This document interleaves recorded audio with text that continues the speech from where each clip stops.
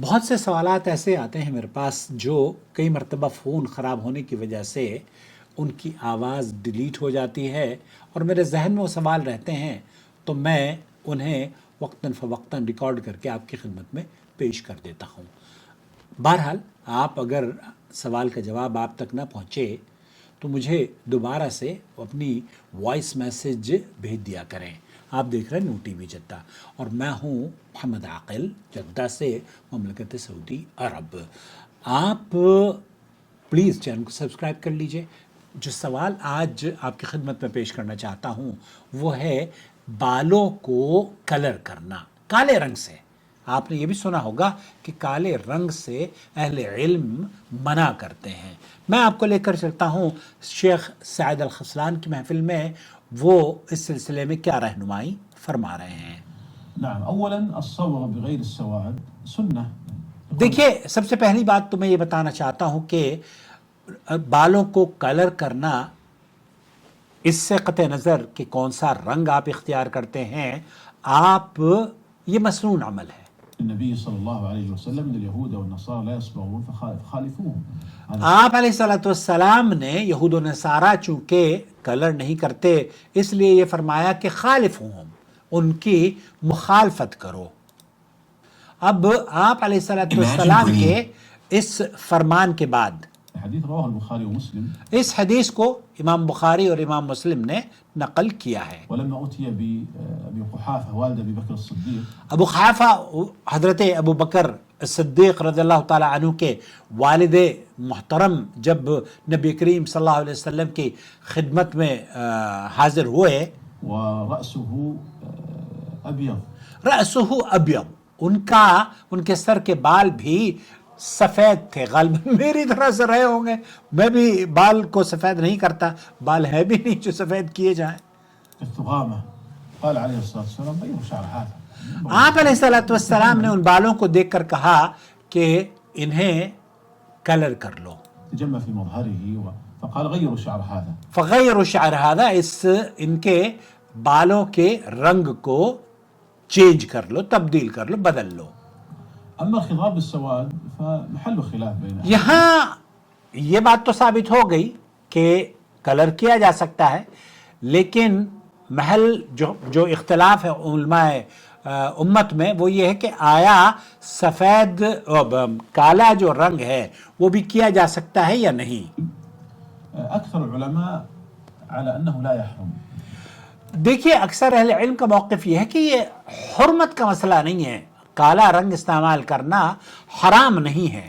على خلاف بينهم هل يكره او انه لا يكره، یہ بھی کہ اس کی کراہیت ہے یا نہیں، یا یہ بغیر کراہیت کے استعمال کیا جا سکتا ہے۔ لكن اكثرهم وهو قول جمهور الفقهاء، جمہور فقہا کا موقف یہی ہے کہ یہ حرام نہیں ہے اگر کوئی کالا رنگ استعمال کرتا ہے۔ انه لا يحرم۔ جب اپنے بالوں کو آپ کالا رنگ استعمال کریں گے تو علماء کا موقف یہ ہے کہ یہ حرام نہیں ہے۔ وهذا هو الذي عليه مذهب حنفية والمالكية وأيضا عند الحنابلة کئی اہل علم کا موقف یہ ہے، حنابلہ کا اور امام ابو حنیفہ کے کئی شاگردوں کا، لكنه يكره عندهم، وأيضا وجه عند الشافعية، يعني اور المذاهب الأربعة إلا وجه فقط عند الشافعية، امام شافعی رحمۃ اللہ علیہ کے یہاں پر بھی على هذا الأكثر جمهور الفقهاء يرون أنه لا يحرم۔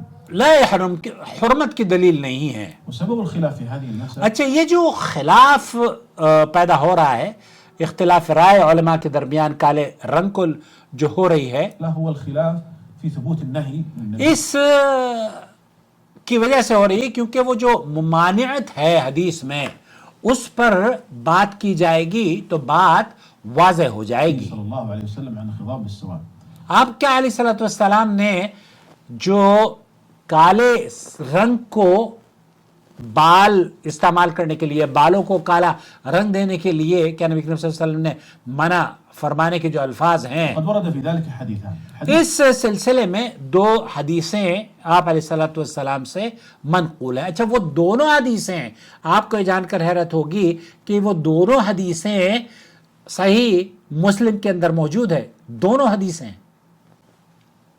الأول حديث جابر وہ جو پہلی حدیث ہے حدیث ابن جابر، رضي الله عنه أن النبي صلى الله عليه وسلم لما أتي بأبي قحافة آپ علیہ الصلوۃ والسلام نے جب ابو قحافہ کو دیکھا، حضرت ابو بکر صدیق رضی اللہ تعالی عنہ کے والد گرامی کو، غير شعر هذا، تو آپ علیہ الصلوۃ والسلام نے فرمایا تھا کہ اس کے بالوں کا رنگ تبدیل کر دو۔ مسلم بهذا اللفظ بدون زيادة وجنبوه السواد.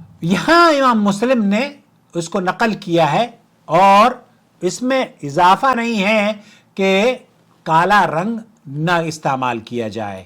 ثم أخرجه مسلم پھر اسی طرح ایک دوسری روایت بھی امام مسلم نے ہی پیش کی ہے، بزيادة وجنبوه السواد. اس میں وجنبہ، اس میں ذکر کیا گیا ہے دوسرے لفظ کا کہ کالے رنگ سے اجتناب کیا جائے۔ وهذه الزيادة هي يعني من حيث الصنعة الحديثية غير محفوظة.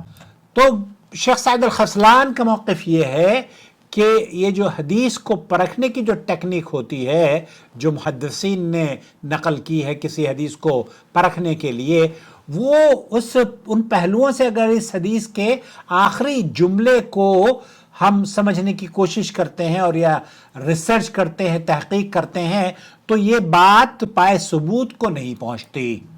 لأن الإمام مسلما روى هذا الحديث من طريق أبي الزبير عن جابر. ابی زبیر عن جابر سے اس حدیث کو امام مسلم نے نقل کیا ہے، جو کہ دوسرے الفاظ کے ساتھ ہے کہ کالے رنگ سے اجتناب کریں۔ ولما سئل أبو الزبير هل سمعت جابرا يقول آپ جب ان سے پوچھا گیا کہ جابر یہ کہتے ہیں قد قال لا.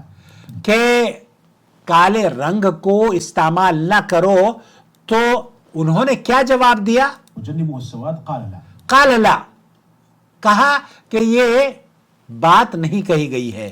فصرح ابو الزبير بعدم سماعه لهذه اللفظة من وہ کہتے ہیں کہ اس حدیث سے ابن زبیر کی یہ پتہ چلتا ہے کہ انہوں نے نبی کریم صلی اللہ علیہ وسلم سے وہ جو آخری لفظ ہے اجتناب کرو کالے رنگ سے یا کالا رنگ نہ استعمال کرو، یہ انہوں نے نفی کر دی، جو کہ حدیث کے راوی ہیں۔ من جابر، وهذا يدل على أنها غير محفوظة. اس سے یہ پتہ چلتا ہے کہ وہ جو دوسرا لفظ ہے یہ ثابت نہیں ہے، غیر محفوظ ہے۔ ويدل لهذا أن الإمام مسلما ذكرها بعد الرواية بدون زيادة وجنبه السواد، وهذا المنهج الإمام مسلم في صحيحه. امام مسلم میں یہ طریقہ کار رہا ہے امام مسلم کا، تتبع أنه يذكر الرواية الضعيفة بعد الرواية الصحيحة تنبيها على ضعفها. یہاں جو پہلے امام مسلم یہ کہتے ہیں کہ بہت سے ان روایات کو وہ نقل کرتے ہیں جس پر کئی اہل علم کا کلام ہوتا ہے، اور پھر وہ اس کے بعد صحیح روایت کو پیش کرتے ہیں۔ شیخ سعد الخسلان اس حدیث کو بھی بیان کر رہے ہیں کہ اللہ کے رسول صلی اللہ علیہ وسلم نے سنن ابو داؤد وغیرہ اور نسائی میں یہ روایت موجود ہے، یکون قوم فی آخر الزمان، آخری زمانے میں کچھ لوگ کبوتر کی گردن جیسے کالے خضاب کریں گے، وہ جنت کی خوشبو تک نہ پائیں گے۔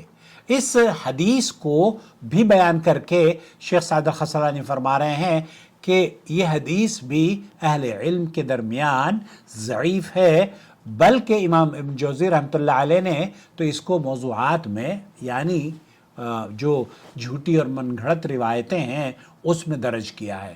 خلاصہ کلام یہ ہوا میرے عزیز میرے دوست کہ آپ اگر کالا رنگ اختیار کرنا چاہیں تو حرمت کی کوئی دلیل نہیں ہے، اور جو ممنوع ہونے کی بات کی جاتی ہے وہ صحیح مسلم کے اندر اس شکل میں جو کہ شیخ سعد الخسلان نے بیان فرمایا وہ اضافہ شدہ ہے، اور ابو داؤد اور نسائی کی جو روایت ہے جس میں کچھ لوگ کبوتر کی گردن جیسے ہوں گے، کالے خضاب کریں گے، وہ جنت کی خوشبو تک نہ پائیں گے، یہ حدیث بھی پائے ثبوت کو نہیں پہنچتی۔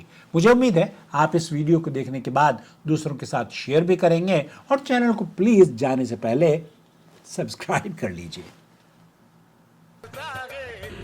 فالواجب على علماء الحق أن يتقوا الله وأن يعلموا الناس وأن يرشدوا الناس من طريق الإذاعة، من طريق الكتابة والصحافة، من طريق التلفاز، يعلموا الناس دينهم